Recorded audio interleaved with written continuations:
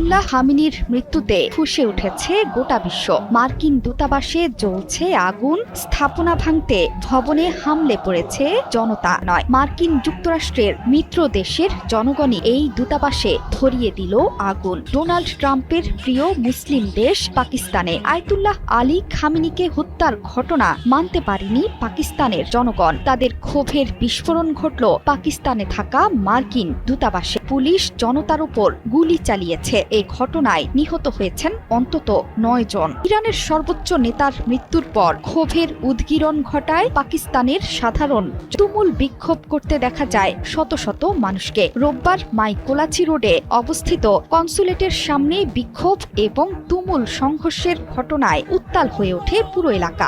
এই পরিস্থিতির বিষয়ে সিন্ধুর স্বরাষ্ট্রমন্ত্রী জিয়াউল হাসান লানজার করাচির অতিরিক্ত আইজিপি আজাদ খানের কাছে তাৎক্ষণিকভাবে প্রতিবেদন তলব করেছেন। বিবৃতিতে মন্ত্রী বলেছেন, কাউকে আইন নিজের হাতে তুলে নিতে দেয়া হবে না। তিনি সংঘর্ষের কারণে মাইকোলাচি রোডের 2 পাশ বন্ধ হয়ে গেছে।